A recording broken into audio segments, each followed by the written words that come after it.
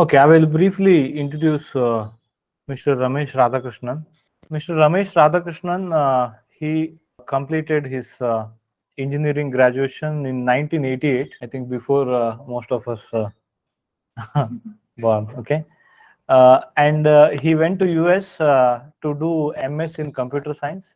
Okay, after that he worked in IT industry for 30 years. So in 2005, in between, he went back to school and he did part-time MS in physics, and he completed that one in 5 years. Okay, 2005 to maybe 2010. Okay, because he was working in IT industry as well as doing that part-time. Okay, he completed his MS in physics in 5 years. Okay, in 2020 he joined Baylor University for PhD program. Maybe in 2019, 2018 to 2019, I don't exactly remember, he joined our course.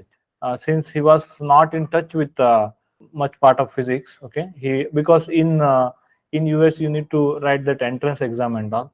Even after joining PhD you have to write PhD qualifying exams and all. So he wanted to refresh the whole physics. He joined our course maybe 2018 to 19, I don't exactly know. So the main point is, at his age, 50 plus age, again we have to see his enthusiasm, how enthusiastic he is towards the subject. Okay, so and when as I remember, he couldn't join our live classes. He hardly joined our live classes actually, because of his work schedule and all. He joined some, but he watched all of those videos and he did almost all homework whatever I have given. Okay, where most of the online students didn't do actually at that time. So, and he used to give me, appreciate me where I'm very good at. Okay, and he used to give me suggestion if I needed any improvement actually. Still, I kept all of those suggestions. I tried to improve myself day by day. And after that, I mean, he joined Baylor University for PhD. Now he is pursuing his PhD, maybe in the third year of PhD. I mean, our generation, okay, what we think is we want to make some money and sit. I mean, do nothing. Am I right? So, I mean, that is not the right way to think about the life. Okay, I mean, you should have some what do you call, interest or passion, where which again, even at the later age. Okay, speaker. You again look at here how it is dragging him to physics again. I mean, because so he got family, he could have spent time with family now, right now, but still he's doing job as well as PhD actually right now. I mean, he, that passion is dragging him back to that one, and he don't hesitate to do hard work right now at the age of 50. He don't have to, isn't it? Because, so that's what we need to see him in that angle. That, I mean, the mindset. Okay, speak up. That joining PhD again after 50 years and doing that stuff, and along with job, along with what you call managing family.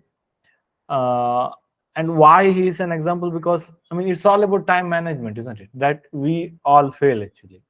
Hmm? I mean, some of student. I mean, when we ask for homework, you guys give the reason. Am I right? I will laugh. I have a lot of examples here. Okay, speak up.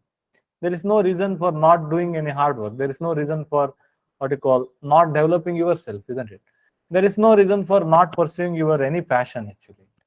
I mean, any passion. I mean, it need not to be physics. Okay, I mean, apart from physics, suppose if you have any other hobby, there is no reason. I mean, you should not say that I don't have time. Actually, that is what you call, that is not true. I mean, everyone have 24 hour. What you call, time will not what you call fit to us. Okay, we need to what you call deal with that 24-hour time, isn't it? Because, I mean, that we can see from him. One thing is enthusiasm, commitment, dedication, and how to say consistency. Okay, I can't believe that one actually. At his age, at that, I mean, while doing his IT job, he joined our course. He did all homework actually. Okay, all homework, and so that's quite unbelievable actually. I mean, for us actually. Okay, in this age, when I see this online learning. Okay, but it is possible. Argument point. He did that one. Any one of us can do that one actually. So that's a one aspect. Other one is it is a very drastic mindset that is changed. That again, we need to earn shortly, maybe next 10 year, 20 year, and then we should be sit back at home after 50 year. Am I right? That's our mindset. Okay. I mean, not every one of you, but most of us, isn't it? Speak up. So that is not the right way. I mean, after that, what you do? Okay. Speak up. Suppose if you earn money and if you don't have any passion to pursue, most probably you will end up with some trouble. I mean, trouble means, I mean, what you do? I mean, suppose if you have full of money, if you don't have any work, then what would you do? You'll definitely end up with trouble. Trouble like, I mean, you may addicted to something. Okay. I mean, without work, you may get into depression. Okay. Speak up. And small problems will become big issues in our life, isn't it? Speak up. That is not the way that we have to see the life. Okay. We should have some passion that we need to, what you call, continue. So throughout our life, I called one of my professor around a couple of days back. Maybe he was retired already when we were in university. He's still publishing paper. He may be 75 plus or something. He's still active in research. So when we see the approach of learning, okay, that has drastically changed. Okay. I mean, since I have student of this age, am I right? I mean, Ramesh sir was what do you call, again, very previous generation. The way that they see the knowledge, the way that they see the approach, okay, speaker, that is completely changed. Actually, we want to learn quantum mechanics in 5 minutes, isn't it? That videos will hit millions of views. Actually, I mean, it is not like that actually. Can you hear me? So they have different approach to the learning. Actually, I mean, that also we need to see. Okay, okay, sir, you can. We can get started. Okay. Yes, sir. I just introduced about you. I mean, your enthusiasm and all. You did all that. Uh, Okay, good, good. yes, sir. So since sorry all of you. Since we have less time, let's quickly get into this. What I want to talk to you about today is a couple of things, mainly on how to solve physics problems, and the second part is how to study physics. Okay, so I'll start with how to study physics briefly, and then I'll go through some ideas I have on problem solving. Now, it doesn't mean that you guys don't know how to do it. Many of you probably know very well. Whatever I know, I'm going to give you some tips. That's all, because I used to struggle with solving problems, and over time, I work very hard. Finally, now I'm at a point where I'm able to solve problems, even very difficult graduate level problems, with certain methodologies. So I'm going to try to explain some of the methodologies. Some of the ideas you might have known. Some of you may pick up some new idea from here. It all depends. Okay, but that said, generally, there may be some students who may not even be studying physics the way physics should be studied. It's different from biology or any other subject, right?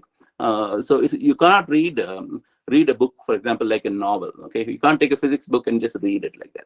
That is absolutely insane. It's no use. You will get nothing out of that. So when you're reading a physics book, obviously you will take a physics book, take a notebook and pen, and write as you learn. Right? At least when you read a paragraph, you write the summary of what you understood in that paragraph. If you what you might do is every time you encounter an equation, you'll write it down. That's another thing, right? Always, if somebody teaches you physics with PowerPoint, that is totally useless, right? Physics must be taught on a whiteboard or blackboard, and they should write the equations, and you are writing the equations along with your teacher, right? Only when you do that, you are getting the training for example, if you're learning Lagrangian mechanics, he's writing a Lagrangian down, you're writing the Lagrangian, you're writing down the Euler Lagrange equations, you're introducing your coordinates, all those things. When you do that along with your professor, you're learning. But if you don't do it, if you're just listening to him, he's learning. Okay. If Subramaniam sir is teaching on the board, every time he teaches us, he's learning more than us. If we just watch him, there's no use. So we have to do it along with him. Otherwise, we won't learn. So similarly, when you read your notebook or textbook, you should write with a piece of paper. You should write down what you're learning. Okay. So that's very important. And the next thing is, so I have a flow chart. I'll share that after this talk. I'll share the flow chart. It's online somewhere. I found it. It's a very nice flowchart, but it describes my methodology. That's exactly what I do. Okay. So so before going to a class, somehow if you know what topic that is, if you don't know, ask the instructor, get the topic, what it is, and you have to read it at least once in the book, what the topic is about. At least at a high level, you should understand what it is about. If you don't have a background for the topic, go and read up on that and get ready for class. So that's one thing we do in this country. Anytime I go to a class, I know what's going to be taught in the class. To at least 80-90%, I know what they're going to teach. I would have read that chapter at least once.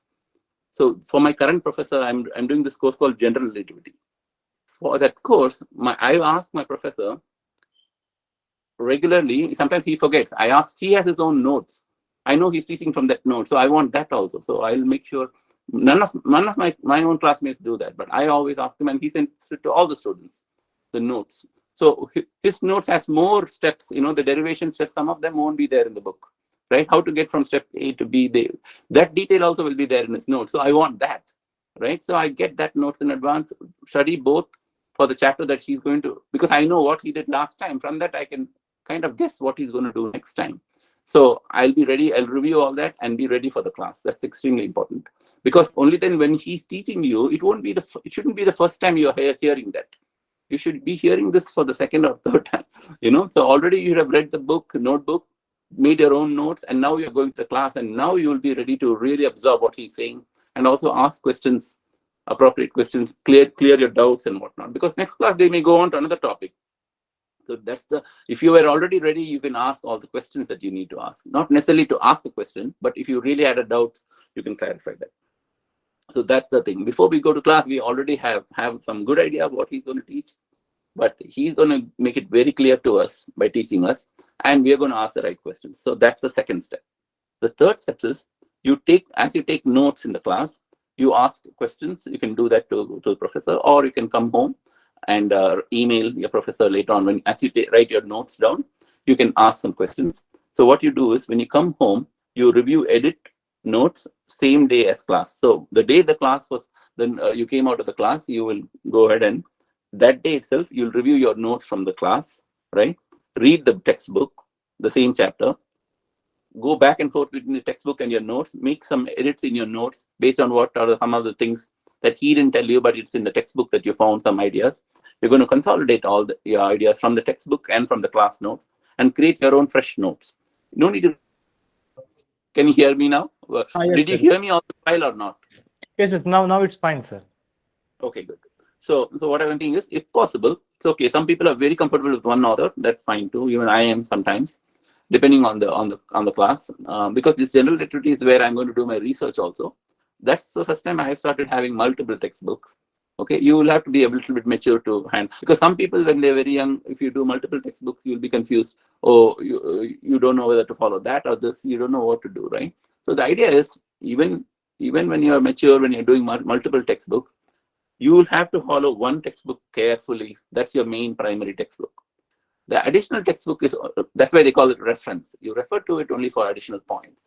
But if it's confusing, drop that book, continue with your book, no problem, right? But always have some references. I'll tell you another reason why we need the references.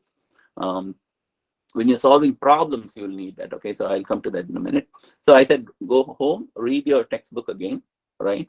And read your notebook again, edit it, and consolidate all your ideas, right? Then what they're saying is, you can outline your so you take that each topic and do a summary, 3 or 4 bullet points, 3 or 4 equations or whatever, right? So let's say they taught 3 topics today. Those each topic, you will take 1 page and write the summary of that, what you know about the topic, whether it's some words or some sentences or some equations, whatever. Create your own short summary. That also you should have. That's called outline. You'll create that.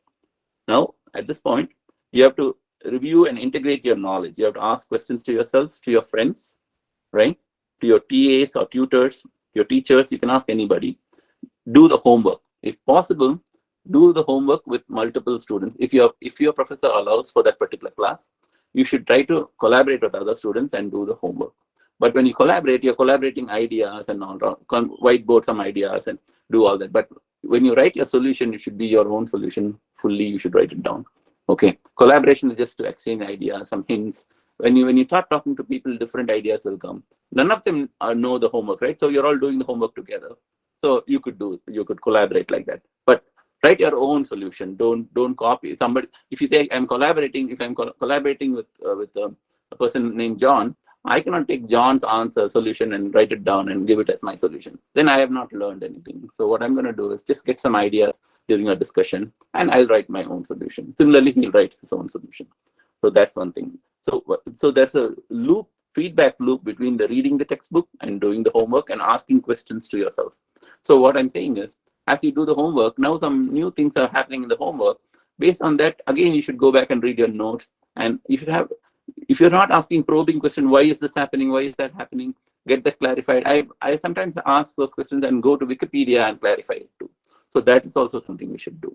Okay. So that whole feedback between asking questions, doing the homework, and reading the textbook, those three go back and forth like that. Okay. So if you don't do it then and there, the problem is next class or next week they've gone to other topics. So it's better to do on the same day if possible.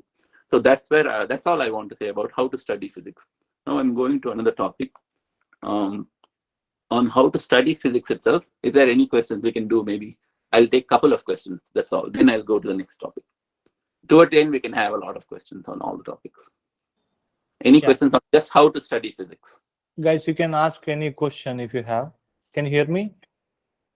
Yes, sir. Sir, I have a question. So, sir, how we can approach different books? Because in first Yes. hand, if we have multiple books, lots of books, we get confused number of times that what to choose. For example, for electrodynamics, let's Okay. suppose we have J.D. Jackson and Griffiths and many authors, local authors available with us. Yes. So, I really get confused of at first sight, what how to go proceed Okay. for learning physics Okay. and So which that's why I said, if you're at the age where you're confused, right, that's fine. So what you do at this time is, if you're confused, I told you, right, when I told you that algorithm, I said, if you're the person who's getting confused, then stop doing the multiple reference. Go have your single text. If your Griffiths is your textbook, just follow Griffiths. Don't follow any other book. Right? Stick to it and your notebook. And if you have doubts, ask your professor and clarify. Because I don't want you to read some because I used to be in India too. In India, some publications are some derivations, some equations itself may be wrong. So if you learn it wrong, or the way they're approaching the problem, they may have solved the problem and got the correct answer also. But the approach they've taken is wrong, and you're learning the wrong method of learning to solve problems. So it may be looking easy because there are a lot of examples in the book, but if the examples are wrong, or the approach, the steps they're doing is they're going in the wrong way about to doing the problem, then you're not learning the correct approach to how to solve the problem. So that's why it's important to have good textbook and then follow that, right? What I do, for example, for reference, I have, for example, if I'm taking general relativity, I have my book. I have a couple of very popular, very good authors there also. I have their book also as PDF. I have my textbook alone, I have printed textbook. For the others, I have PDF files in a folder. Okay, I'll keep it there. What I do is, when I'm solving problems or when I'm reading something, if I'm reading some topic and I don't understand, I was reading something about black holes and singularities, and I was not able to understand the coordinate system that they're doing it. And so I went and looked at a couple of other books online and read the same topic. No, I'm not going to read that whole book and get confused. Just for that topic, how did that other author do that topic, right? I just read it again. Okay. One book I read, it was more confusing. So I said, no, I don't want that book. So I went to another book. In that book, some of the things that he said clarified my questions that I had in my primary book. That's why I do the reference. That's all. I'm not going to confuse myself by reading too many topics in the other book, nothing. For the specific topic that I have, where I think I've not fully understood it, for that topic, I'm going to see if there's any other book that topic is given in a better way. If it is given better, for example, a derivation may not have all the steps in my book. So the other book may have some couple of steps. But I know that those steps are going to take me to the second step in my book. Because of that, I'm referring to it. That's all. That may be another reason why I'm referring to another book. Does that answer your question? yes, sir. That means you suggest that we have first we need to take only single book and follow all the things that are available in that book Yes. from word to word, And if we have anything additional to that, we can refer to other books. You can refer to other books only on a need basis.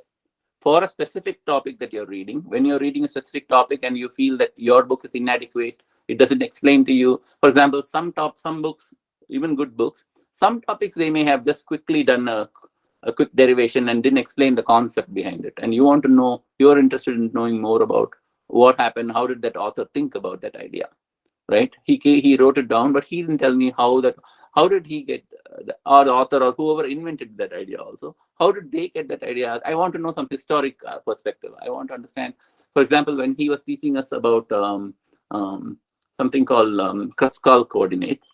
That's what they do is in generality when something when there is if you all know what's called a singularity. Singularities are infinity. So if you divide some number by 0, right, it becomes infinity, right?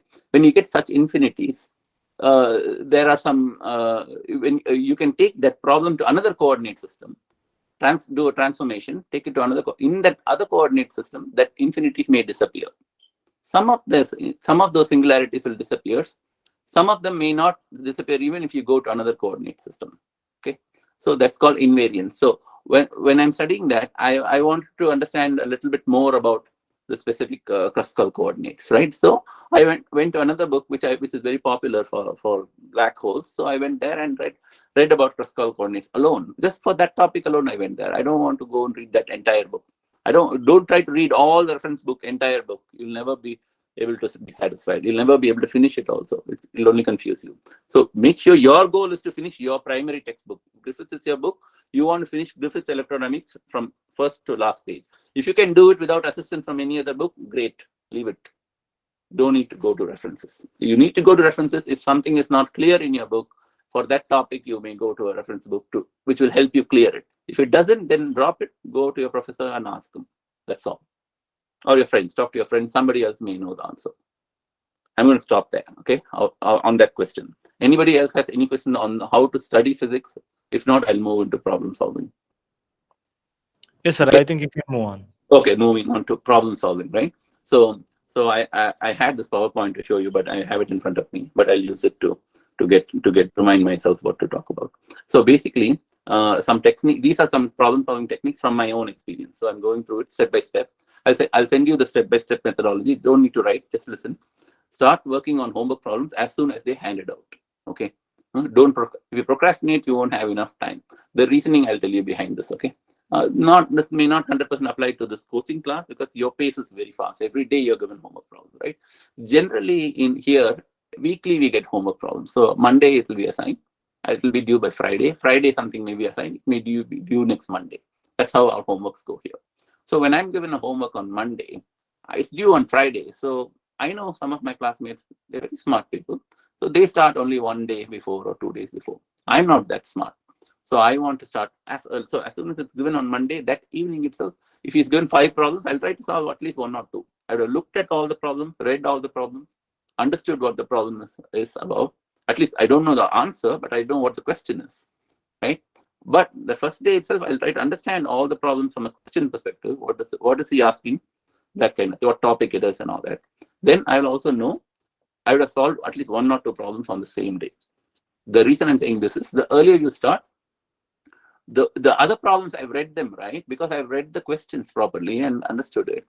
My mind is already working even when I'm sleeping. So that's extremely important. Sleep is extremely important. We should all sleep minimum 8 hours. Don't ever sleep less than 8 hours. 8 hours when you sleep, brain has a lot of toxins at the end of the day. So it's like cleaning it up. So your sleep is cleaning up your brain. Okay. Sorry to use some bad word, but here they use the word brain shit. Brain shit means all the poop that's in your brain.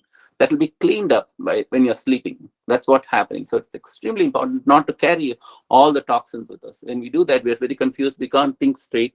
We can't think clearly and solve problems. So having a good night's sleep is for me, if I didn't have a good night's sleep, my next day is gone. I cannot study properly. Okay. So that's very important. Second is, so as I told you, when you sleep, what happens is they say, when somebody says, let's say somebody proposed to marry me. Okay. And I'll tell them, yeah, you want to marry me? Let me sleep over it. Right. That means for a few days, I want to think about it, right? So similarly, when you sleep over, when you get your homework, you're going to you're going to solve the problem, but you ask some questions to yourself, to your brain, and your brain is actually working subconsciously when you're sleeping. So it's solving the problem for you to some extent.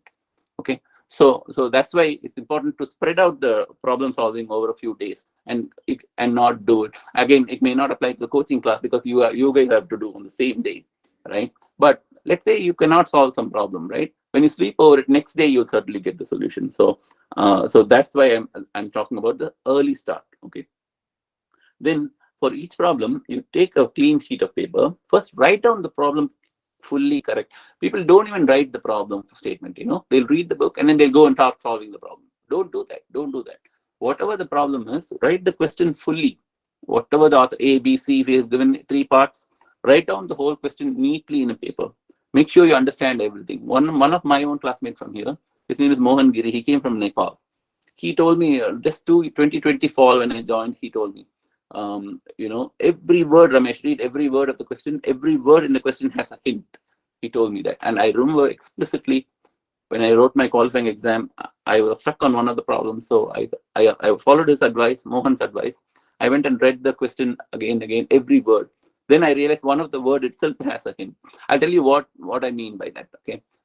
I'll tell you a very easy and simple example. In the high school itself, they say a ball is dropped from 10 feet high, right? So we all know when it dropped means what? Initial velocity is 0. They didn't say initial velocity is 0. They just said it was dropped. But that word had a meaning, right? The word dropped means initial velocity is 0. That's a easy example. Like that, all the problems have some hint or other in some format. That's why we are writing down the question properly. When we write it down, we are learning, trying to understand what are all the hints given to us. There are hints given in the problem. They may not say hint, but the hint is there in the problem. So that's one of the most important things in physics, is to understand every word of the question clearly. Is there any hint in that? Right? Write that down. Okay. So the act of writing down the problem completely starts the process of trying to understand what is being asked. If there are any hints given, write that down too. Look in the back of the book to see if the final answer is given. That's the other thing. If we know the final answer, sometimes it might give you it's like knowing the goal, right? If you know the goal, then you can try to find out a way to reach that goal, right? So if at all possible, what I do is I look for the final answer in the back of the book. If it is there, I'll write it down. Some problems, it's a derivation. So that means they've given the answer in the question itself. We just have to get to the answer, right? So as much as possible, if you know how the answer is going to look, because it's a cost data or something like that, if it may have a trigonometric answer or whatever, depending on the answer, it may give you some idea of what path to take to get to that.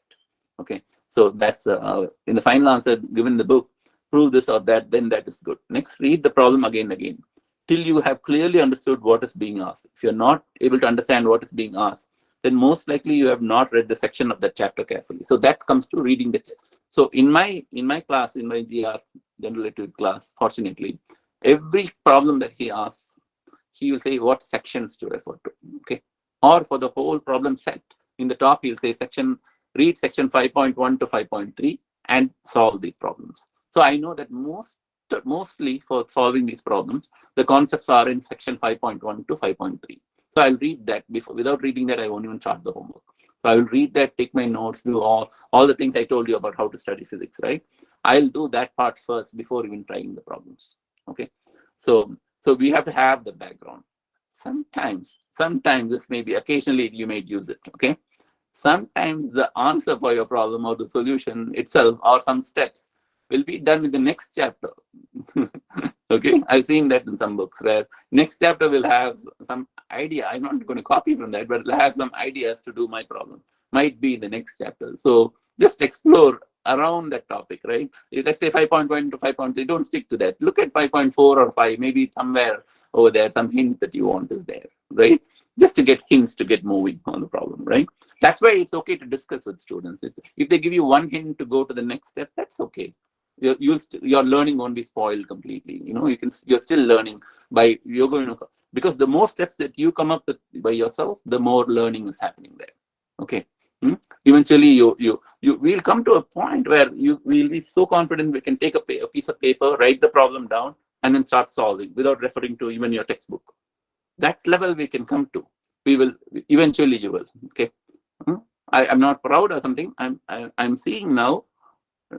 I used to. I was a bit handicapped. So first year when I came here, I had to look at all my reference PDF textbooks to solve the problems. I get idea of a Kepler law from here, an idea from here, and I use that Kepler's third law from one book, and then take it all and stitch it all together and do my problem, right? So now I'm seeing more and more. Let's say I'm given 5 problems now, 2 or 3 I'm able to do without referring to too many books. Just take a piece of paper and do the problem. That level I'm able to do now. Okay, but it takes a lot of practice. Maybe for 3 or 4 semesters, if you have done solving problems by yourself. I'm talking solving problem without copying from solution or looking at a solution manual or anything. So here, for example, solution manual is there somewhere in my notes. Solution manual is barred in US. Okay, here if I use a solution manual, if my professor knew about it, immediately I get a complete fail grade for my semester. The semester is gone for me. So here solution manuals are not absolutely strictly not allowed. Even if you can look in internet and Wikipedia and all that, get some ideas to solve your problems, that's okay. Or discuss with your friends and all, completely allowed. But what they don't like is solution manual. Let me tell you why. Let me tell you what happens if you do solution manual. A lot of the solution manuals don't have all the steps. Okay, you may have only few steps. So if a person writes those steps without fully writing all the intermediate steps, the professor will immediately get suspicious here. Okay, then they'll probe a little bit more. They'll do some search. They'll find a similar solution online. Then they know the person has copied from a solution manual. Okay, so it's extremely bad here to look at solution manual. So the reason why they don't want us to do solution manual is we'll never learn anything at all. They would rather we look at online or look at some ideas from other books, talk to other people, and learn. So when we do that, maybe 50% of the problem solving skill at least we're learning, right? But if we look at the solution manual, we just copied it and 100% learning is gone. So they're so afraid that learning will never happen unless we solve the problem. It's not just the learning to solve problems, but when we solve the problem, what we're doing is we're actually, the concept in the book is becoming solid in our mind. If we just read the concept or memorize it and learn it, it'll be there for 1 or 2 months. But if we solve some problems based on the concept that we learn, then that concept will be there permanently in our head. Even afterwards, next year also, if you're doing something, the problem solving technique will be ingrained in us and we will be able to do things. So that's okay. I'll move on now. So I said, you can look for similar example problems in the book. You may find an example problem to solve some parts of the given problem. If there's no similar example, or if that example was not enough to solve the problem, then go read the sections that are relevant in the chapter as many times as needed. Go back to the chapter again and read as many times. Okay, there may be some equations in the previous page or something that may be relevant to solve the problem, right? Go and read the sections that are relevant in the chapter as many times as needed. Somewhere there is surely at least a hint to solve the problem. Every word in the question and problem statement may have some hint. So read the question carefully and deduce what are the hints given. Now I'm going to my next slide. If you still do not have all the concepts required to solve the problem, it may be necessary to read other parts of this or the previous chapters. Draw pictures as needed. This will help you further clarify what is being asked. It may be like a coordinate. If it's a coordinate system, you may be drawing the coordinates. You may be drawing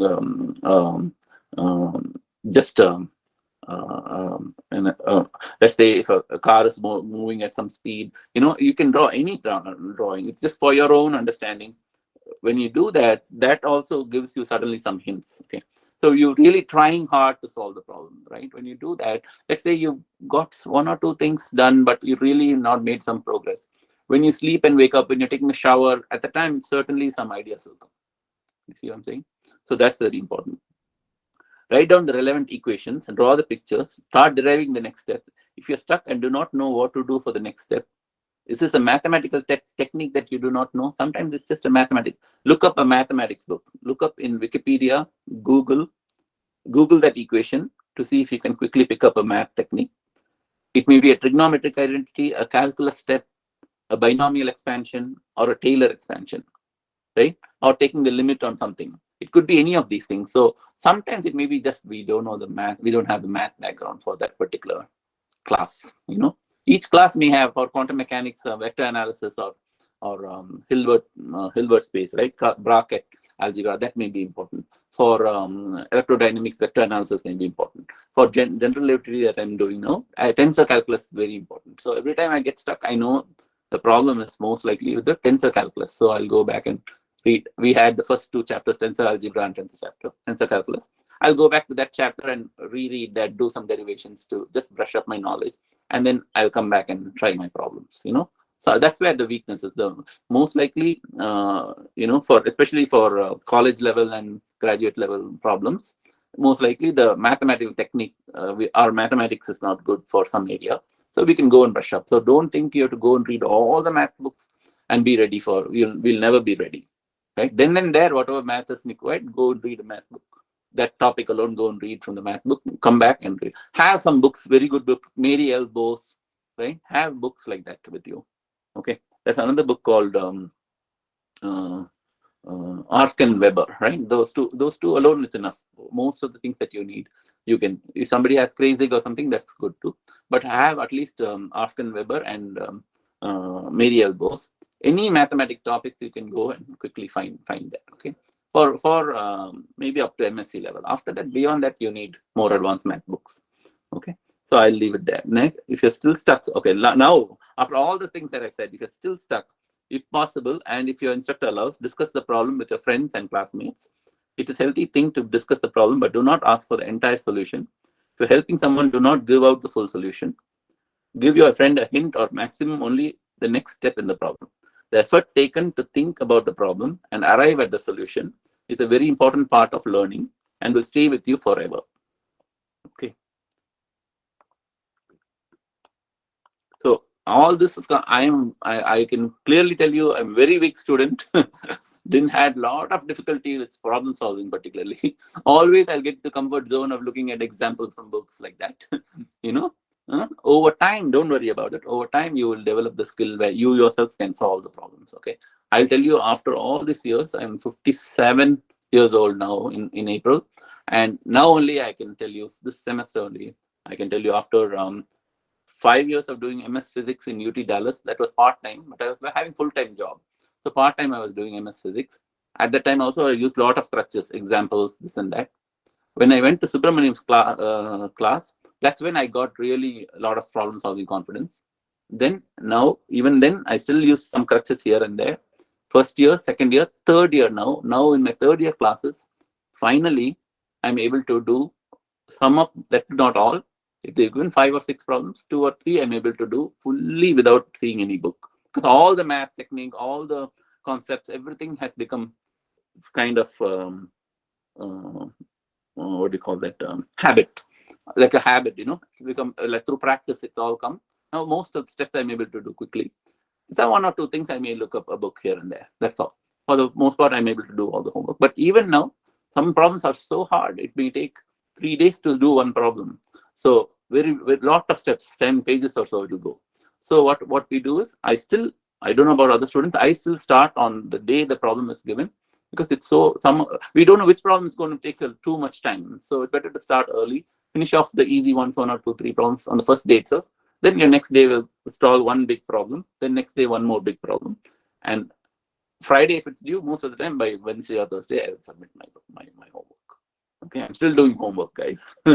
Okay, so I think that's all I had for now. Oh, last step I forgot.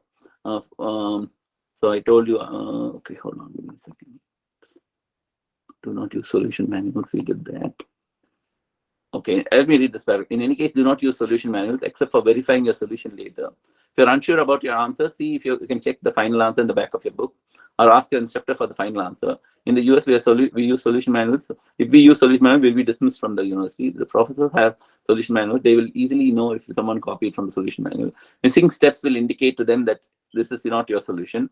Show all steps on your. Forget about all that.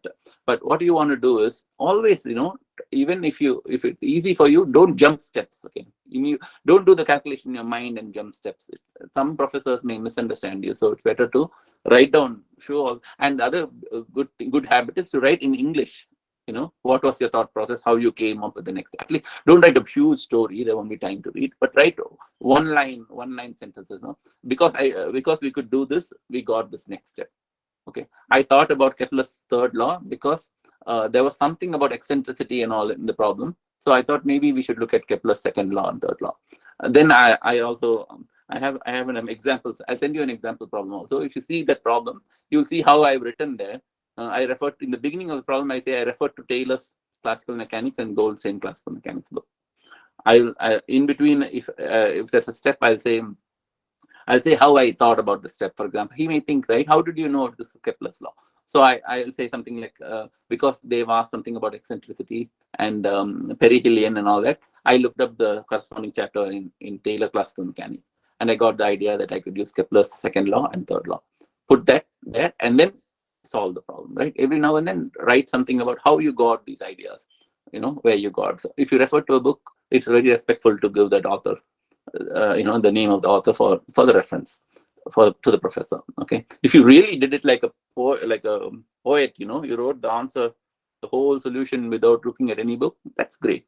Then no problem, you don't need to give any reference. I'll stop there. Any questions on problem solving? Any question? There's no stupid question, nothing like that. Just like that, ask. Be bold. All of you are very, very smart people. First of all, know that most of you are smarter than me. Okay, remember that. First of all, was it useful? Did anybody find this useful? Because if most of you knew all of these, then no big deal. I won't be insulted. Don't worry about it.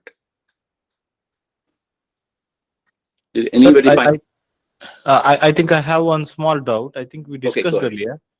In Mary Elbows, why they give only answers to alternative question, and in many other textbooks? Answer at the end of the book, they will not give answer keys to all questions. Yeah, I don't know the answer to that, but I did some analysis before. I also had that question once. I did some analysis. I found that some of these questions for which they are not giving the answer are derivations where the answer is in the question. Okay, that's one thing I noted.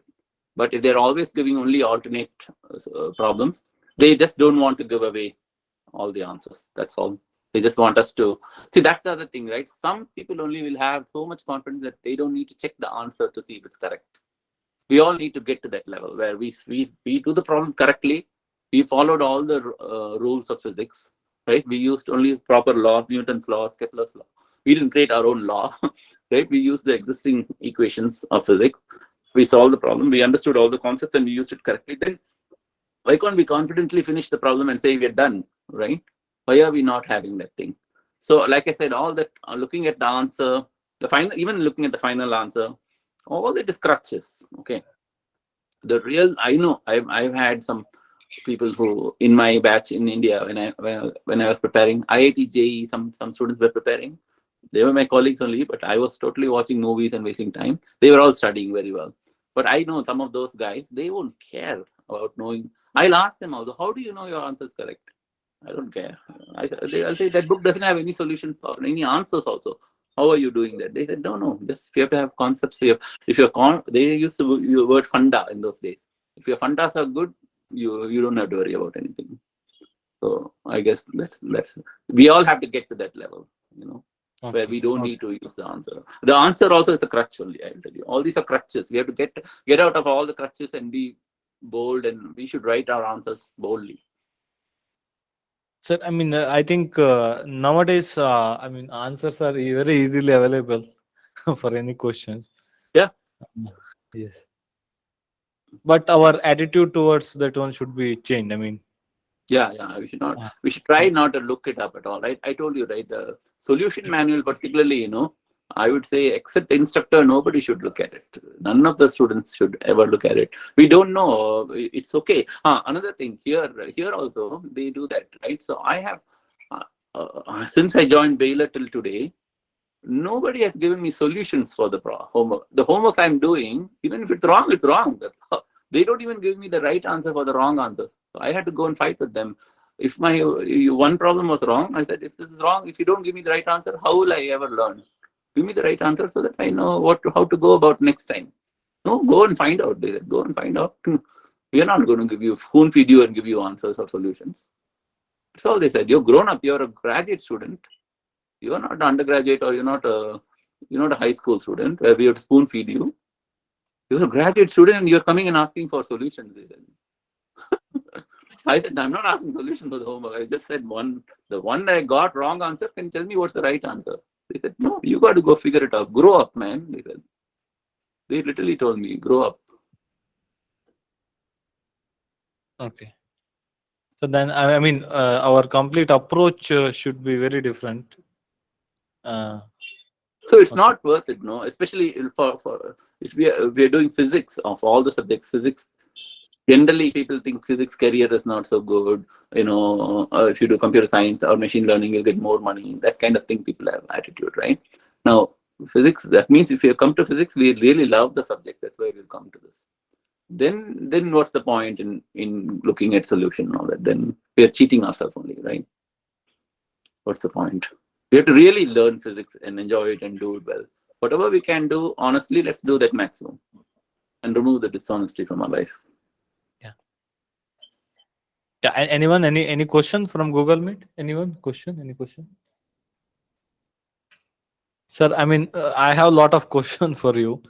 I mean, You can ask a couple of them so that they'll all get the sample of that too. They have the same. yes, sir. I mean, okay. So I hope all of you got some points here. Very important point. I mean, our whole attitude should be different. Our whole attitude towards learning physics and solving problems should be different. Okay. I mean, we always look for solution, am I right? Even though I'm also preparing solutions for old question papers and all, hints and solution.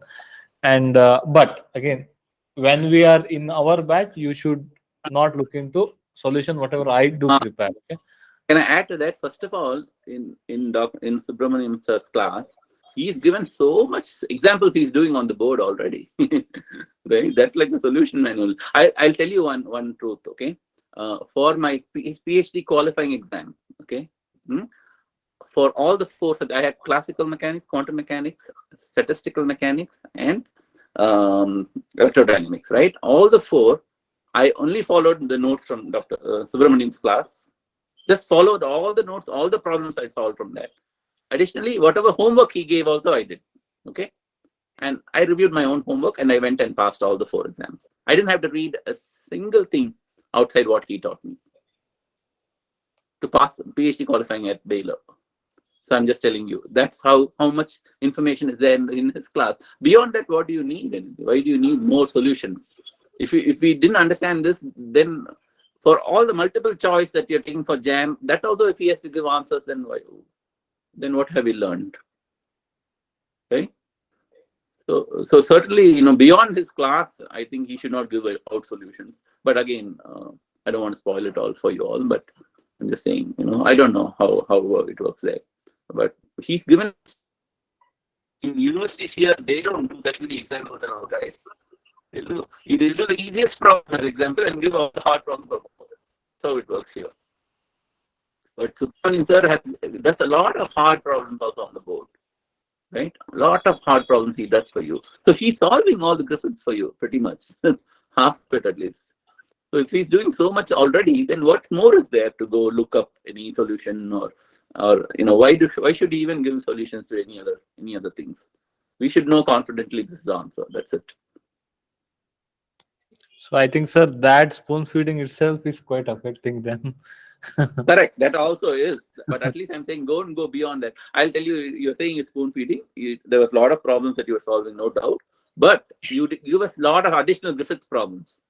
Okay. And Yes. I used to do it. But one thing I noted afterwards is because I was reviewing for the qualifying exam, I'm realizing you are also giving us homework, and in a week or so, you're solving it also. Even the homework problems. Yes. That is spoon feeding. Yeah. So Only whatever problem I solve in the class, one concept, one example problem, that should be done actually. Rest of the problem you guys have to do yourself. I mean, no, don't do that. That will become too hard. What I'm saying is take a balance, right? Yes. You do more problems to teach. As long as you teach whatever number of problems is required to help them understand fully, you do all that. Okay. But then after giving the homework, don't do the solution. Just give the final answer for the homework. Homework also don't do it on the board. I realized later on that you were doing that also. Yes. But I when initially when I took the class, I was doing the homeworks. Okay. But later on, I'm looking at my notes. I'm realizing the future problems that you're doing are all past homework problems. That is not. Yes. That is certainly spoon feeding. That is. Okay. If you're going to cut that, then make more examples. Okay. Do more examples. But finally, let's say there's 10 homework problems you can assign on one chapter. Let's say you're doing angular momentum. And let's say there are, in angular momentum, there's probably 50 problems, right? Let's say there are 50 homework problems in Griffiths for angular momentum chapter. In that 50, I would say about 15 or 20 that is actually required to teach the subject. You do all those problems, homework problems also. Okay. But the remaining 35 or so, once you assign it as homework, don't give the solutions. You see what I'm saying? So you're doing more than any textbook, more than any other teacher, more than any other professor. You do give more examples. That's why it's a coaching class. That's fine. I don't want to take that away from the students.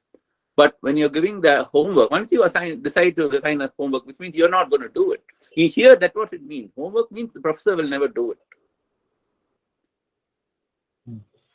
But I'm not saying if you follow like here, there, then it's not a coaching class, right? They're not getting additional advantage. So I'm saying do more examples, do more problems in the class. But finally, if you decide out of 10 problems, you're going to give 3 problems for homework, at least those 3, please don't do it also. Don't do the solution for that also. That's no use. Then the student, how do we know the students themselves did even one problem by themselves? How do we know that they did? And then when they go to the, how can they be confident?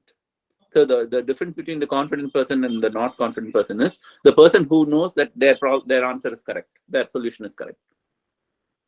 That's where the real confidence comes. When you start knowing that, oh, I know what I'm doing is correct. That confidence will come only if we do more and more problems by ourselves, not by taking down from. When the instructor does it, it's all nice, very nice, but that's literally too much comfort, too much comfort, like having 3 or 4 pillows instead of 1 pillow. Yeah, It'll only handicap us if you do that. Yes, definitely. And I'll tell you, the reason I was weak till now was because I grew up in India and I always used to having textbooks which has all the solved problems. Even my mechanical engineering, I remember my fluid mechanics book, Bansal book. It'll have like every chapter will have 100 problems solved, fully solved. So I'm thinking I'm learning how to solve. I'm actually memorizing them when I go. So every exam I pass in AMI was by memorizing, not really by solving. Because I myself didn't solve a single problem. I'll write down all the solved problems in piece of paper and practice it. So that's like memorizing. That's not really learning. After some time, it will go away. It will stay with us. That's the main problem. It won't stay. Don't refer any textbook which has solved problem. The other big thing is these textbooks which solve problems. They're wrong methods also. I've seen many of them are wrong. Okay. I'll give you a classic example. When I was doing modern physics, there's a book called B.L. Teraja. It's a modern physics book. Okay. All the problems are solved wrongly in the book. He'll get the right answer though. But the method is totally wrong. You'll never learn any physics by doing that. Yes. Yeah. Any question on Google Meet? Anyone? Any question? Sir, we have questions apart from this topic, whatever we are discussing. Okay. When did you develop this thrust towards physics? I mean, interest in physics. I'll tell you. Specifically, I'll tell you. I don't remember the year, maybe 1987 or 86. I was in a modern physics class in Chennai. I went to this, it's like a coaching class kind of place, but not really coaching. It's called Indian Institute of Engineering Technology, where they prepare you for AMI exams. Okay. So AMI exams are kind of like AMI is equivalent to a BE in engineering. Okay. So if you can do mechanical or electronics or whatever. I was doing mechanical engineering, but the way it goes is 9 subjects for the first 2 years: engineering math 1, 2, engineering drawing, right? Applied mechanics, strength of materials. Like that, they go. Modern physics was one of the subjects. So 9 subjects they'll prepare you. Then you go take the exam, right? And then again, section B, 9 subjects will prepare you. That will all be only mechanical engineering or only electrical engineering, advanced topics. And then you go write the exam. If you pass these exams, you're it's like you're equal to a bachelor's degree. That's how I did that. Then I came to US with that. The point is, when he was teaching modern physics, it's exactly the same discussions we are having in the class. Most of the students will follow BL Taraja because they just want to pass the exam. They were not interested in learning modern physics. Okay, unlike most of them, I was very. I happened. He referred us to a book called Richmeyer, Kennard and Cooper. He said that is the main book. BL Taraja is a supplement if you want to have. So I had that Richmeyer book, and that's the only foreign book I ever had in modern physics. It was absolutely excellent book. When I started reading that, the way they discuss about how they discovered X-rays. Accidentally, it was discovered, right? That room was dark, and suddenly in one corner of the room there was some light, and they didn't know where that light is coming from. And finally, they realized that the experiment that they were doing was completely different, and there something was emitting some sort of ion or something is being emitted from there. They didn't know what to call. They call it X-rays. X means I don't know what it is, right? They call it some ray called X-ray. They just named it X. That's how X-ray was discovered, and that book clearly goes into how historic. Yeah. Any problem with us? No, is it? Okay. So I went off to computer science, and my life was good. I had good family, good money, everything. But then once you have the bug of a physics, it'll never go away, So around 2005, I decided I want to go back to school. So I went and did my master's in evening classes. I'll take I finished the master's in 5 years because each course was 4 credits, very, very hard. First course was classical mechanics, Goldstein. So Goldstein means here literally they'll cover all the 8-9 chapters of Goldstein and give you homeworks. It was killer course. But every semester I can only do one course because I have no time. Whole day I'll be working. Night I will go to class. Very sleepy, so I'll sleep off. Weekend only I'll do problems. And weekdays I'll try to start. Like I said, right? I'll write down the problem, start, do 1 or 2. But most of the work will be done in the weekend. So that was in 2005 to 2010. I got my master's in physics. But still, I felt that I kind of got my master's, hook or crook, but I didn't feel like I really learned a lot, So that's why I went back to Subramanian's class, and then now I'm doing my PhD. Now only I feel really, really, really I'm learning, Only when you start doing problems by yourself, you feel like you're learning. If you're using all the crutches and all, it will be semi-learning. It's okay to start with, but eventually you have to get the freedom from all the crutches. The more freedom you get from all the crutches to solve the problems, then you're really doing physics and you'll start enjoying it so much. I enjoy physics very, very much. Sir, one more important question. I mean, how did you manage time? I mean, during our course as well as now. I mean, you are doing work. You are having family. I mean, how you are managing time? That is the biggest issue that we are facing. I also watch the Tamil shows on top of all this. I have time for that also. But I'll tell you one or two shows I'm hooked on to. But I'll tell you what happens, how I do that. Okay. We actually have a lot of time. Okay. Our brain processing, the real studies, we are only doing 4 or 5 hours a day. Our human being generally, even work also, I also tell people who they bill for 55 hours and all, I say that's all bullshit. You didn't work for 55 hours at all, I'll tell my employees. Because we can, if you do proper work for 40 hours, the productivity will be like 80 hour productivity. But you're just sitting with the laptop, that doesn't mean you're doing office work. So I'll tell my team members also.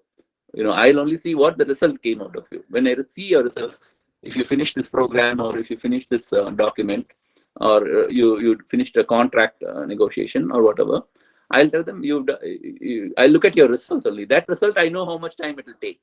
Okay. So don't tell me you work for 55 hours in a week and all. It's not possible also, I'll tell them. Okay, 55 hours means you work 5 days. In 5 days, if you have to work 55 hours, you're working 11 hours in a day. Nobody can work for 11 hours. So I tell them, you are unproductive. That's what you're doing. So productive hours is only 4 or 5 hours for office work. Similarly, for physics also, another 4 or 5 hours. So my productivity is only 9 hours maximum a day. Okay. It's very hard. But if you're doing only physics or only going to office, then it should be only 4 to 5 hours of productive hours. The others are all wasted hours. Okay. So So what I'll tell you some ideas here. Okay, what we do is physics or any subject. We don't have attention span for so long, so we should do in 1 or 2 hour chunks. Okay, hmm? See, so let's say you're doing electrodynamics. If you're doing electrodynamics all day, it'll be a little bit even the fascinating electrodynamics can get boring too, right? So what I do is I divide. If I'm doing 2 or 3 subjects, I'll divide up and say 2 hours I have for so every consistency is the key, right?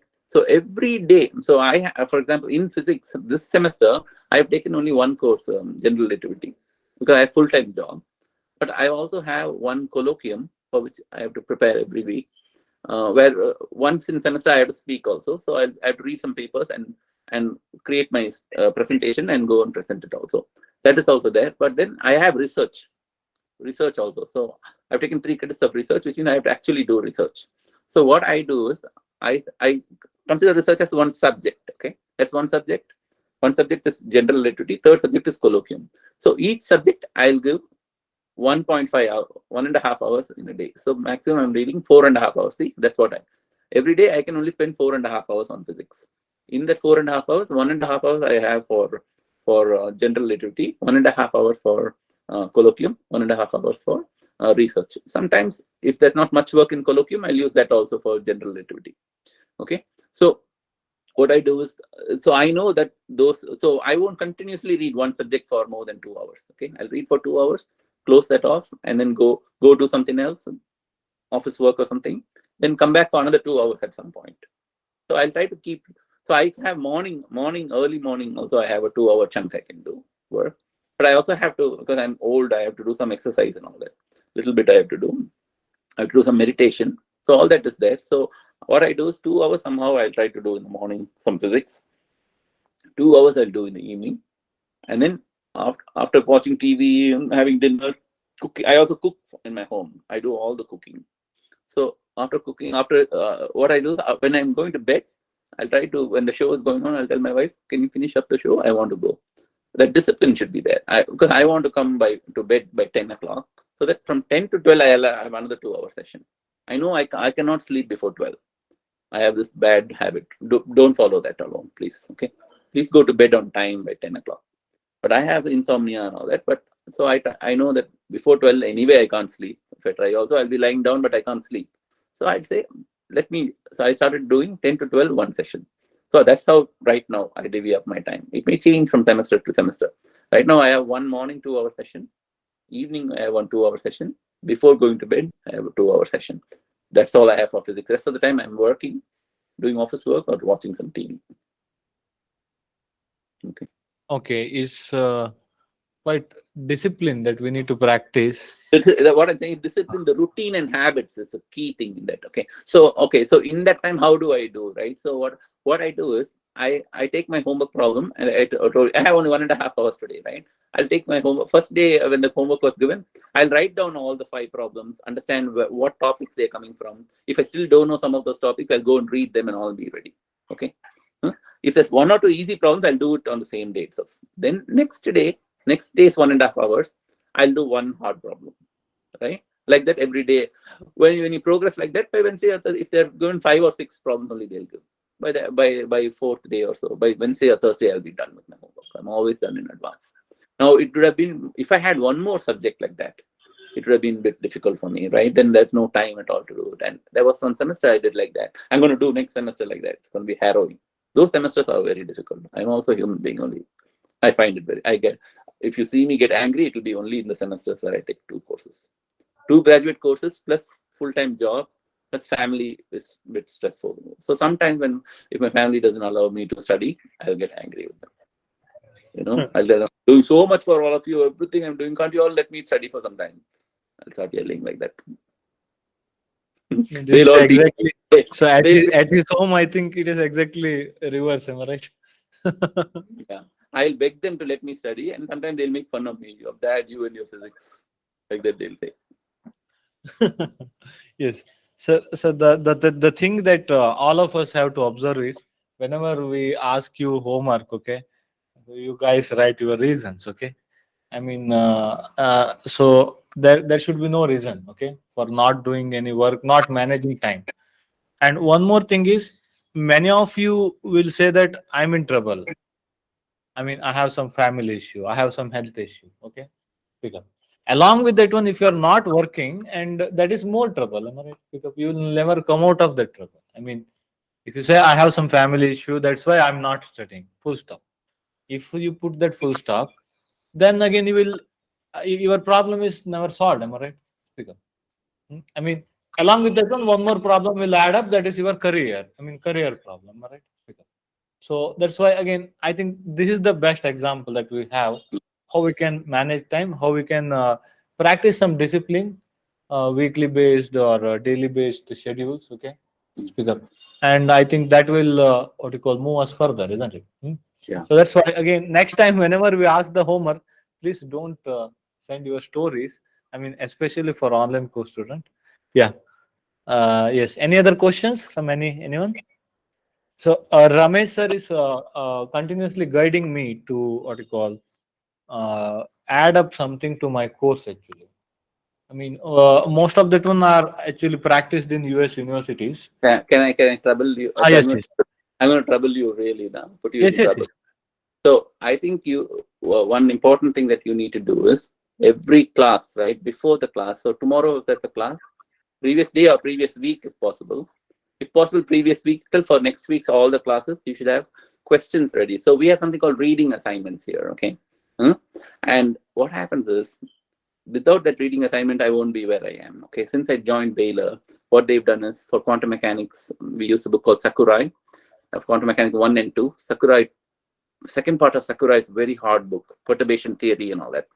Okay, so and then similarly, I used Goldstein for classical mechanics and general relativity. D. Inverno. The D. Inverno is the best book for general. Anybody who wants to study cosmology, relativity, go and read the book called D. Inverno. It's a very cheap book. Online PDF also is there. That book's absolutely fantastic. Okay. Now, the reason I'm saying that is for we cannot even those who are very advanced students, some books are very difficult to follow. You can't read the books, you know. So what they do for these advanced books is in Baylor, they'll give me a reading assignment, right? In the reading assignment, they'll give some key points that I have to understand in the chapter on key equations. They'll ask questions about that, okay, and they'll give some gap, and then another question will be asked. It's like a form, you know. So that guides me what to read. So if let's say I have to finish a chapter and I don't have much time, at least I'll read the sections of the chapter where this answers to this questions are there, right? I'll read that. He'll say, don't try to invent anything. Just write down from the book whatever the answer is. Don't try to invent anything. My professor used to scold me when I try to write in my own words and all. Don't worry about that. Just write down what I'm trying to make you all. He'll tell me. My professor will tell me. I'm trying to make you all read the book and be at least 50% familiar with everything before coming to class. So that's what the reading assignment is for. But he never wants us to come to the class with a blank slate. We should have an idea about the topics already. So the reading, if the professor doesn't give reading assignments, then we may or may not read. So if Subramanian sir wants all of you to read absolutely textbooks, his job is to give you all questions from the corresponding chapter, so that you would have read all the main points at least once. So what I try to do is, if most 90% of the time, I'll read that whole chapter properly. Then I'll take his questions and try to answer those by looking at the book only, of course. Still, I'll try to find where that answer is and do it. But I'll be easily able to find the answers because I just read the book. Some days when I missed it, I could not submit my reading assignment. I have no time. In those days, quickly I'll take the question, go to the relevant point, and directly copy the answer. Okay. But my benefit, I'm seeing I get more benefit if I read the whole chapter and then answer his questions. I'm benefiting more. But if I just try to answer his question alone, I'm still benefiting at least 50%. So that's why I'm saying the reading assignments are just some sort of guidance for us to focus on the main points in the book and read them. It all, for me, you know, when I answer those questions, it creates the interest for me to go and read more about that chapter. So sometimes I'll answer the 3 questions because there's no much time. It'll be late in the night, so it'll be almost 11 now. I have to go to sleep, but I'll try to somehow sit down and finish up reading that chapter, because answering those 3 questions that he gave me in the reading assignment, that motivates me, because I have a lot of questions now. I have to answer those questions. I'll read the rest of the chapter. How did he get this? How did he get that? Like that, I'll go, and when I start reading the chapter, I would have finished the chapter anyway. So sometimes I answer the questions, then go read the chapter. Sometimes read the chapter, then answer. But it doesn't matter. But somehow, if professor gives a lot of reading assignments, and if you guys read in a book in advance and answer those questions, submitting. So in my professor, he gives so much importance to reading the book that he's given same weightage as homework problems for answering Q&A. So obviously, for us, when I answer those reading assignments, it's much easier than doing homework problems. But I'm getting the same. So we have the percentage, right? 30% homework, 30% reading assignment, 30% for exams. That's how he has. So he has given weightage of 2/3 for reading the textbook and solving problems. 1/3 only is for the exams in a grading system. So if the reading assignment is the same grade as the homework problem, it's much easier, right? The reading, you have to read the question, look at the book and copy the answer. How difficult can that be, right? So, but it helps you read the book. It forces you to read the book. So that's why I'm saying all physics teachers should give reading assignments before the class, so that when you're going to the class, that you should have read. The only way to force you to read it is giving the reading assignment. Okay. So that was on Subramanian, sir. Sorry, sir. Yes. I mean, a reading assignment before the Okay. class. I mean, Yeah, not if you after the want, class. I used to since give after the class. since I've given you additional work, if you want, I'll volunteer for you. Okay. You tell me what subjects you're teaching next week. I'll create the reading assignment from the corresponding textbooks. I have all textbooks. Don't worry about that. I'll start helping you. I'll be like your teaching assistant and help you. Only thing I'm signing up for is, if you want, I'll create the reading assignment for your students for the following week. Every week I'll spend some time and do that. It'll help me brush up my basic physics also. I'm signing up for you because I'm putting you in trouble. I'm putting myself in trouble too. That's the commitment. Yes, sir. Thank you. But it's very important for the students. If you want them to read books, then they have to be given reading assignments. That's all. No ifs and buts about it. Yes. Yeah, And I mean, only and classroom, if they read before come to classroom, it will be more interactive. I mean, yeah, more already clarity. the mind will be filled with questions, coming into class. If you come to a class with a lot of questions already, that will become very, very interesting class. Yeah, if you come to class with a lot of questions in your mind, that would be very interesting class. Yeah, that's nice. Yeah. Any other question from anyone? Yes, sir. Ah. Sir, you have told so many good things, and it is very great to know.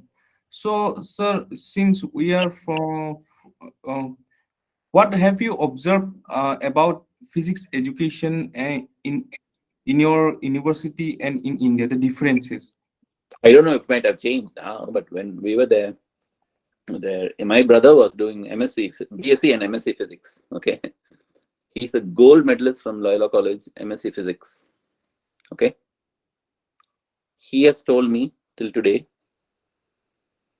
I asked him when I was started my PhD. Also, I called him and said, "Do you want to join with me, and you will get admitted." He will get his grades are all mine. And all you'll see a lot of fail and all that. For him, you can see all. They have O grade in Loyola College. I don't know if they have it now in Chennai. O grade means outstanding. It's more than A. A is up to 95 or something. 95 and above is O grade. So all the courses he got O grade. Okay, it's that brilliant. And I asked him, "Do you want to join the PhD program with me? If you apply immediately, you'll get admission." He said, "No, I'm not interested." And I asked him, "Why? You have MSc physics and all that. You're not interested in physics?" "No, I'm not at all interested in physics." "Why did you do BSc, MSc?" "I had to study something, so I studied." "So you don't have any interest in physics at all?" "No." Then I asked him, "Why?" Then he's saying, all the you've done. I used to see Goldstein Indian edition and all on a stable in India when I was studying AMI. He was saying, "Yeah, whole Goldstein, everything. I memorized everything, all the equations, everything will memorize. We'll write thousands of pages, beautifully quantum mechanics, but we don't know anything about anything. No conceptual knowledge, zero." That's what he told me.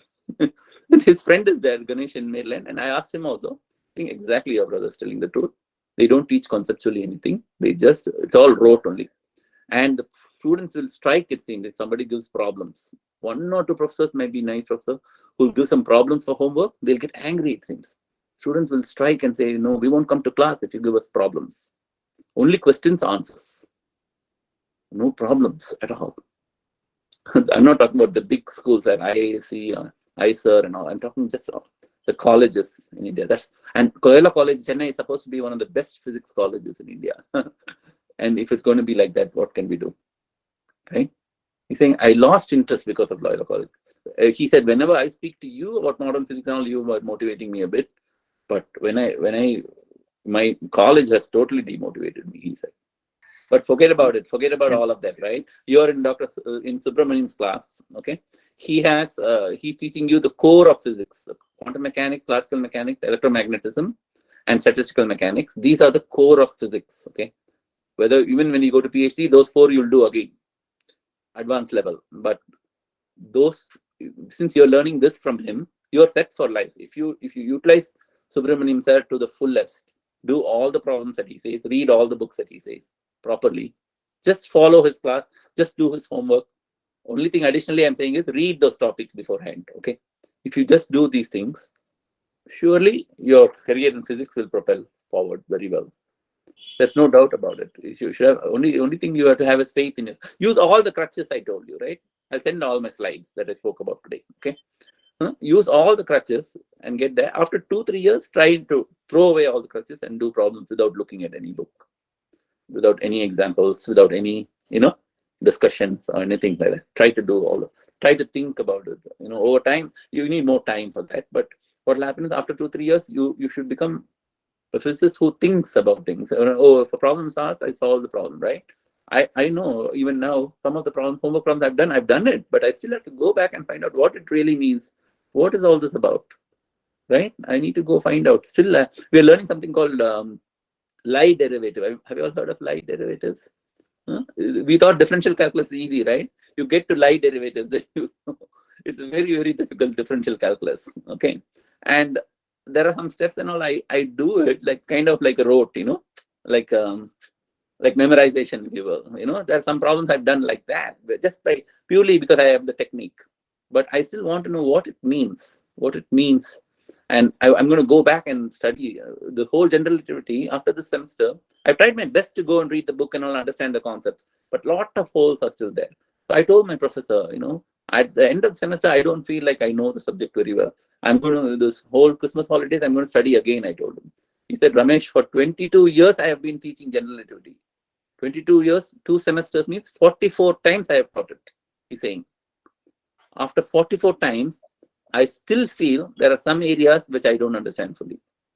You have done the course, you've not even taught it to anybody.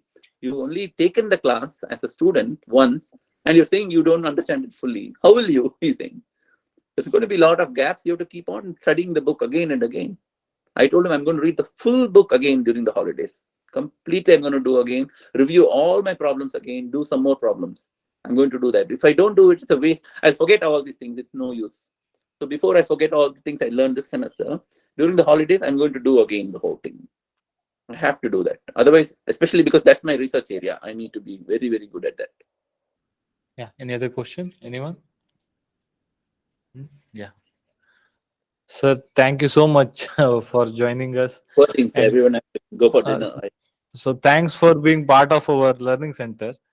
As a student, now as a mentor, if I say. Even the way I look at it, even if one student in this class has learned something new from this talk, right? Yes, sir. Most of us. And if they benefit from it, if they really utilize it and become better problem solvers, right? And who start understanding and enjoying the physics, right? The day you enjoy physics, the work won't feel like hard at all. If you're not enjoying physics, then it'll feel hard. I don't feel anything I'm doing is hard at all. I so thoroughly enjoy it. I can't wait to get to quantum field theory, but I don't want to jump the gun and go and read the quantum field, because quantum field theory, to understand that, I need to know general relativity well, special relativity especially very well. I also need to know quantum mechanics very, very well at advanced level. I need to know some more of classical. I know classical mechanics, but there's something called classical field theories, where they use this Lagrangian as an action principle and they do that. So that part I'm still not so good.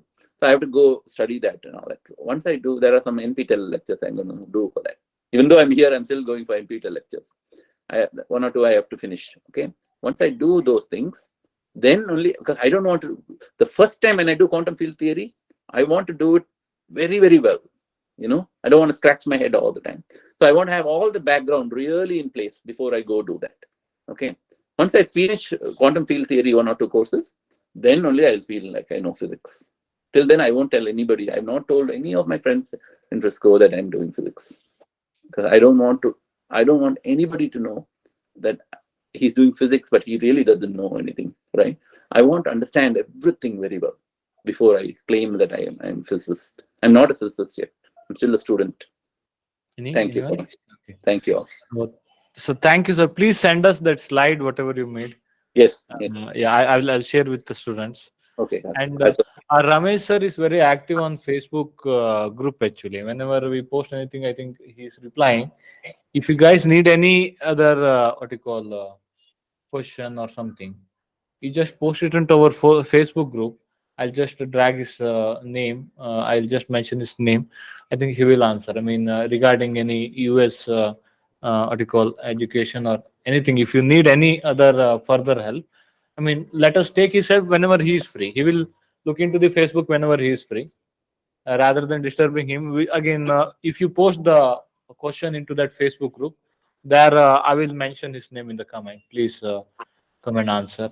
So that's the best way we can handle. oh, that's another thing I forgot to talk about, the social media, right? So I'll tell you Yes. my weakness, my weakness also. So I also, what I do now is I don't do social media entire day. Okay. I used to do all the time. Now I don't do it all because the time management issue. So what I do is at night, right? If I'm finished by 11:30 or so, that 11:30 to 12 I'll do. Okay. Some Facebook or something. Okay. Uh, but that's purely as entertainment. I look at it. Okay, that's my entertainment time. But only if I finish early or something. If I don't finish it, if it's 12 and I'm still not, and I don't have time, I won't do the social, because at 12 if I go to social media, then my night is gone. But before 12, if I have some chance, I'll do some Instagram or something. But as I do that, I look at my watch. If it's 12 o'clock, it's over. Whatever happens, I have to be in bed by 5 minutes before 12. I have to be. So like that, you have your bedtime, whether 10 or 9 or 11, whatever that is. Please, please, please go to bed on time, get up on time, and have a good night's sleep. Okay, if possible. If you think you have more hours by sleeping 6 hours, that extra 2 hours, right? You're working with a tired brain. It's better to work less hours, but with a fresh brain. If you want to have really fresh brain that is full power with creativity, then have your 8 hours sleep. If you get your 8 hours sleep, you will be so creative the entire day. And that's extreme. Don't sacrifice your sleep for anything else. Okay. Yeah. Social media after work, Yeah. not I think work after social media. yeah. After everything is done, my gift for me. Oh, by the way, what I do in social media is, you won't believe this. I go for some of Subramanian sir's, like for example, Shubham's video, right? How motivational is to see Shubham went to IASC, and then was another guy, Durgesh went to IASC, I think, or to another place. But hearing them, I feel that they're, when I was their age, I was just watching movies and wasting time. So now I'm feeling how nicely and so they motivate me actually. So I watch motivational videos from India. Somebody who has done IIT. Like some people do vlogs on IIT JE and all that. It sounds crazy, but that's what I do. When I'm on social media, I'm watching the motivational video. But I don't want to spend more time on motivational video and less time on studying. Right.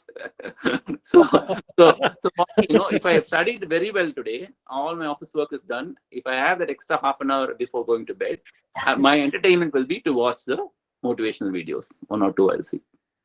Okay. So I'm just saying that's you keep it as a reward for yourself. Okay. Keep the social media as a reward. If you've done a fantastic day, you've done a lot of problems, you feel very good about yourself, that day give yourself a reward for watching some social media. Okay. But otherwise, don't do social media.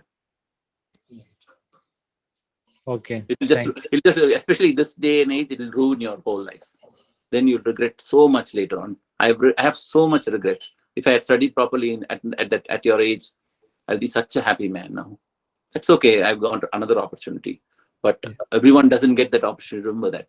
You won't be in practical in life. It's not possible. Once, if you don't study, get your PhD, get everything now, guys. Because I am doing that. Don't try. Don't think, oh, I can always do it later. Don't think like that. Right now, this is the age to finish all your study. Even for Subramaniam sir, I said, go back and do your PhD now itself. Don't postpone these things. All the studies that you want to do it now. Later, it's not possible. Your brain won't be so smart later. Okay, your sharpness will go up. So I take double the time. Whatever problem you're solving in 2 hours, I'll take 4 hours because I'm very slow for my age. You see what I'm saying? It will slow you down. Your age will slow. I have asthma. If I go to that, another whole day will go up. I have asthma, allergy, attacks, everything I have. Okay, terrible asthma. I mean, I promise I'm not lying. I have terrible asthma. Thursday night, I could not sleep at all night. Okay, so this age, if you don't want to be in my shoes, don't think I'm in a better place. You are in a better place. You're all in the best place possible in life. Your age is your boon for you to have this age, this youth. Better utilize it. Okay, when after 55 or so, all bets are off. Okay, all right. Sorry to. No, I don't like to do negative talk, but I'm just saying that's also. Don't think, oh, he's doing at 55, I can do it later. Don't think like that. It's not. What can I do with it? Think about it. What I'm doing physics for joy, but from career perspective, my real dream is to have physics career. That's not possible. I can get a degree. That's all. Right? But my career was still in computer science. It's okay. I had the money. I can't have money and physics. I can't do both. That's okay. Fine. But now, in your age, if you do physics properly and get a good career as a professor or something, it will be fantastic. In Berkeley, there are professors who are physics professors, but they have startup companies also on the side. They are rich, very, very rich. University, even UT Dallas here in Dallas, they pay professors very, very well. So don't think academic means the money is not there. A lot of money in academics also. And academic people can also use their ideas and patents to start small startup companies. And that will give you additional money. Or in the evenings you can teach like Subramaniam sir and make additional money, right? You can do wonderful things in physics also. So if you enjoy physics, do it. Don't go and take a career that's only money. It's about money. That will spoil your whole life, because that's what spoiled my life. If I had just stuck to physics from the beginning, my life would have been 10x better. So I'm not saying go for physics. I'm saying go for what you enjoy, what you really like studying, whatever field you like. If it's just painting houses or something, go take the job. If it's being a postman, that's what you love. I only like to be a postman, mailman, delivering mail to people. Then take that job, but do what you love. Because if you don't do that now, later on you'll regret.